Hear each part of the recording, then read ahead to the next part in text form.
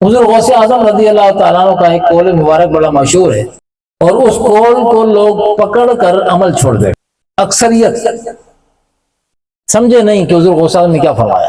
حضور غوث اعظم رضی اللہ تعالیٰ عنہ نے آپ نے فرمایا تھا کہ جو میرا مرید بغیر توبہ کے نہیں مرے گا، اور اپنے مرید کے لیے جنت کی بشارت، جو میرا مرید جنت میں جائے گا اور بغیر توبہ کیے نہیں مرے گا۔ حضور غوث اعظم رضی اللہ عنہ کے فرمانے کا مقصد اس بات میں یہ کہاں تھا کہ تم جو چاہو کرتے پھرو، آخری وقت میں توبہ نصیب ہو جائے گی۔ ہم نے جو مطلب نکالا اس کا، ہم چاہنے والوں نے جو مطلب نکالا نا اللہ اولیاء کرام کے ان ملفوظات کا، وہ یہ عمل ہی چھوڑ بیٹھے، عمل ہی جو جس سلسلے میں وہ بڑوں نے زبان دے دی، وہ بڑوں نے زبان دیے، وہ شرط ہے، مشروط ہے عمل کے ساتھ، جسے علامہ اقبال نے پھر اس کو ظاہر کیا کہ عمل سے زندگی بنتی ہے جنت بھی جہنم بھی، یہ خاکی اپنی فطرت میں نہ نوری ہے نہ ناری ہے۔ اصل تو یہ ہے، اگر جب اللہ والے کسی کو جنت کی بشارت دیتے ہیں تو اس سے اس کو بے عمل کرنا مقصود نہیں ہوتا کہ تم جو کچھ کر رہے ہو تم وہ بھلی کرو نہ کرو جنت تمہیں مل گئی۔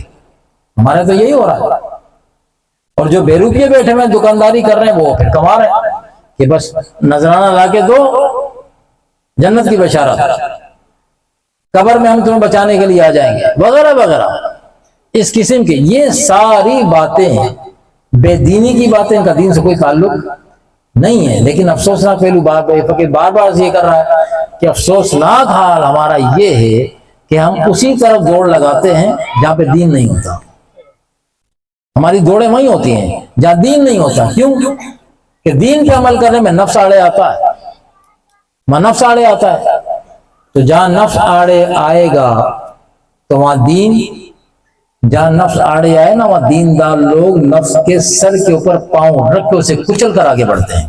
کیوں؟ کیونکہ نفس جو ہے وہ دشمن خدا ہے، دشمن خدا ہے۔ بھائی آپ تو اللہ والے ہو نا، ہم تو اللہ والے ہیں نا، اپنے اللہ والے ہونے میں کوئی شک ہے؟ شک ہے لگ رہا ہے، آواز نہیں آ رہی کسی کی۔ یہ فقیر کہہ رہے ہیں آپ اللہ والے ہو، تو آواز تو بڑی گرج کی آنی چاہیے تھی کہ ہاں ہاں ہم اللہ والے ہیں۔ یہ بات کہتے ہوئے شرم آ رہی ہے نا، کیونکہ اندر معاملہ کچھ ہو رہا ہے، آواز نہیں نکل رہی، کیونکہ ہم جانتے ہیں کہ ہم 50-50 ہیں، ہمارا یہ دعویٰ ہی غلط ہو جائے گا کہ ہم اللہ والے ہیں۔ یہاں اللہ والے سے مراد کہ ہم اللہ کو ایک ماننے والے ہیں، یہ تو ہے نا، اللہ کو ایک ماننے والے، لیکن اللہ کی مان کے چلنے والوں میں ہمارا شمار نہیں ہے۔ یہ دوسری بات پہ ہم آئیں گے۔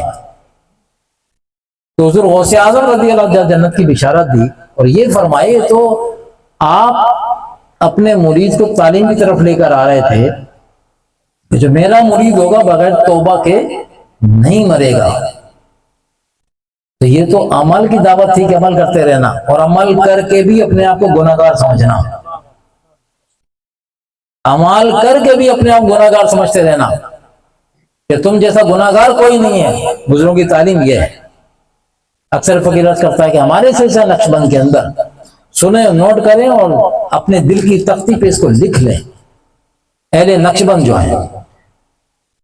تو ہمارے مشائخ علیہ رحمہ فرماتے ہیں، امام ربانی رحمۃ اللہ علیہ نے اس کو کوٹ کیا مکتوبہ شریف میں بھی، فرمایا کہ ہمارے مشائخ نقشبند فرماتے ہیں کہ سلسلہ نقشبند میں سالک، مرید سالک جب تک اپنے آپ کو تمام مخلوق میں، اللہ کی تمام مخلوق میں اپنے آپ کو جب تک سب سے کم تر نہ سمجھ لے، اور سب سے کم تر کیا مثال بھی اس کی دی، فرمایا کہ خسیس کتا بھی نہیں کہا، صرف کتا نہیں بولو، کتے میں نسلیں ہوتی ہیں، اعلیٰ نسل کے بھی ہوتے ہیں، کم نسل کے بھی ہوتے ہیں۔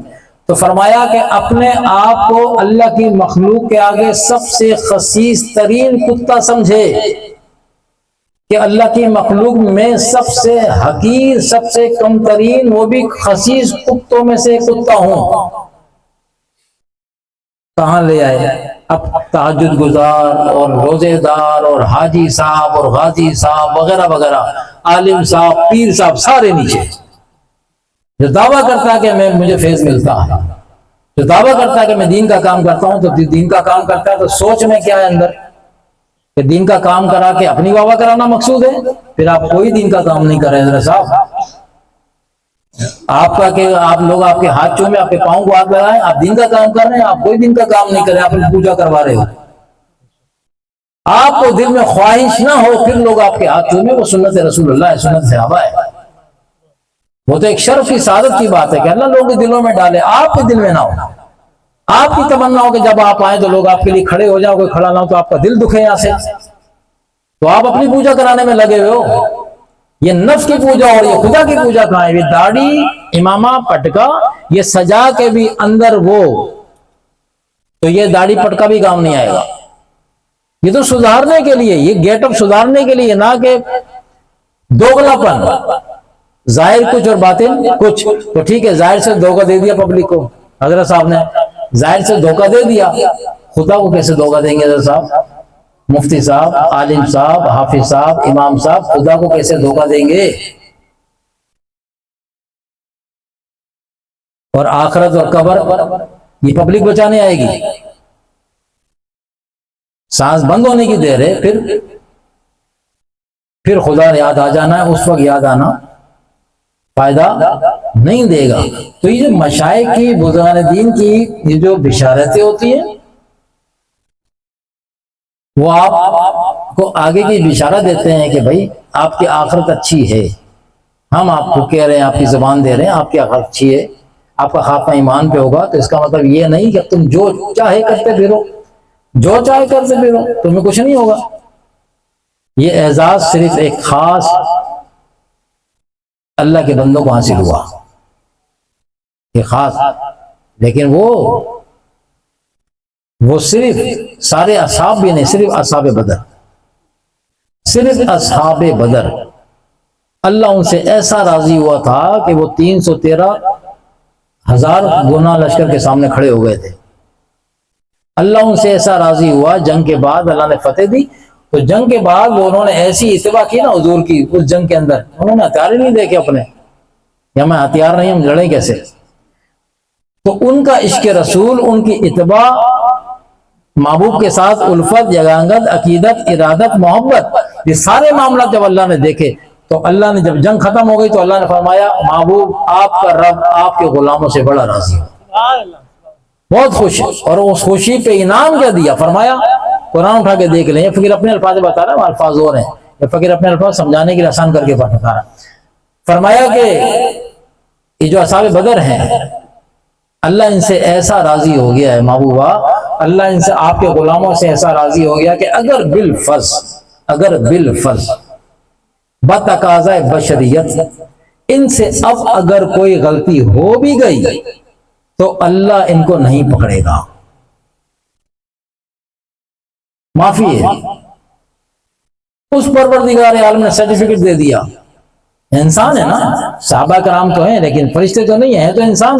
اللہ فرمان اگر بتقاضۂ بشریت ان سے اگر کوئی خطا ہو بھی گئی نا تو آپ کا رب ان سے نہیں پوچھے گا۔ ہم ان سے ایسے راضی ہو گئے، کس کی وجہ سے ہوئے؟ اللہ نے یہ اتنا بڑا انعام کرام کس وجہ صحابہ کرام کو دیا؟ آقا علیہ السلام کی وجہ سے، کہ اتباع اس کو کہتے ہیں، اس طرح چل کے آؤ تو انعام پہ کتنا بڑا ہے دیکھو، کہ اگر تم خطا بھی کرو گے تو میں نہیں پوچھوں گا، رب مجھے کون پوچھنے والا ہے؟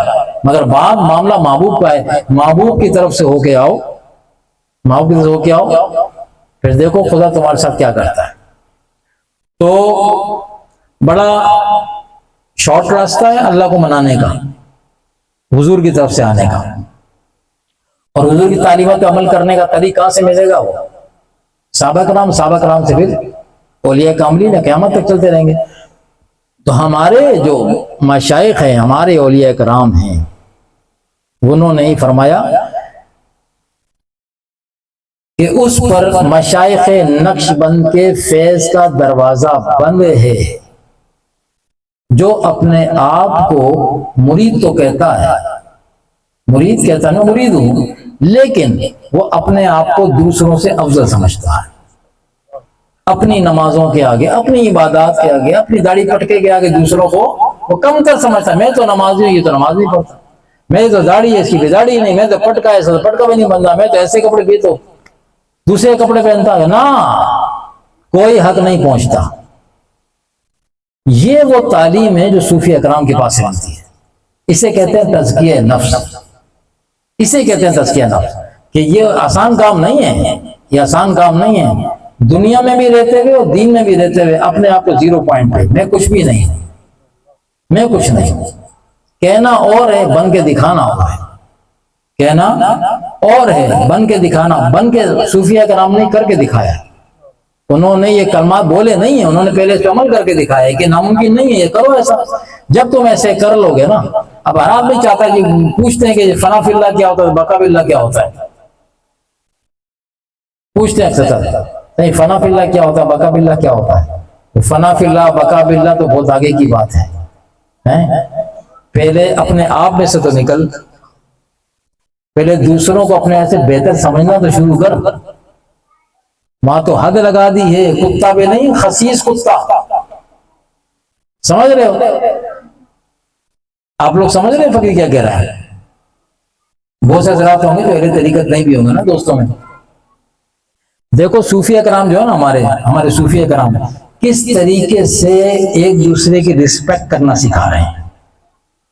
جو ان کے صحبت یافتہ ہیں ان کو کہہ رہے ہیں، جو ہمارے صحبت یافتہ ہیں ہمارے پاس آ گئے نا، خبردار خبردار اپنی نماز روزے کے آگے اگر تم نے اللہ کے بندوں کو اپنے سے کم کر سمجھا، رسپیکٹ دو اس کو. اگر تم آج ذکر و فکر کرنے لگے ہو، اگر تمہیں آج باشرہ ہو تو اس میں تمہارا کیا کمال ہے؟ تو اللہ کا فضل و کرم تم پہ ہوا ہے. اگر آج تمہارے لطائف اللہ کا ذکر کر رہے ہیں، تم کہاں سے لے کر آئے ہو؟ اللہ نے نگاہ کرم کی ہے تو یہ سب کچھ تمہیں ملا ہے. تو یہ بات جو تمہیں مل چکا ہے اسے دوسروں پر ڈیلیور کرو، نہ کہ تم ان کو اپنے سے کم کر سمجھو.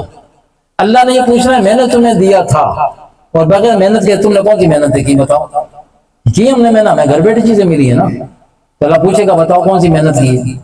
میں نے تمہیں گھر بیٹھے نعمتیں دی، تم نے بتاؤ کس کو جا کے دی کسی کو نہیں. تمہیں شرم بہت آتی تھی میرے دین کا نام لیتے ہوئے نا. لوگ مولوی مولا بولیں گے، میرے دین کا کام کرتے تمہیں شرم آتی تھی، باقی کا بات تمہیں شرم نہیں آتی تھی.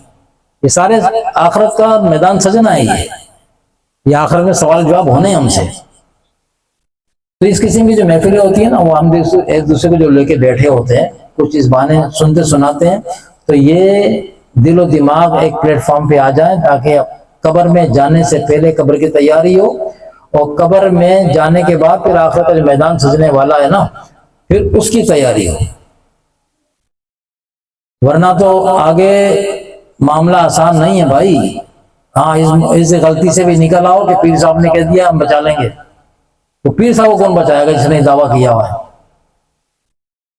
وہ خود شرع پہ عمل نہ کرنے والا، شریعت کے مخالف چلنے والا مکار تو ہو سکتا ہے، ولی اللہ نہیں ہو سکتا. عیار ہو سکتا ہے، دھوکہ باز ہو سکتا ہے، شریعت کا مخالف. اسے شریعت پہ عمل کرنا تو خود مشکل لگتا ہے. وہ اس کے پاس بیٹھنے والوں کہاں سے وہ دعوت دے گا؟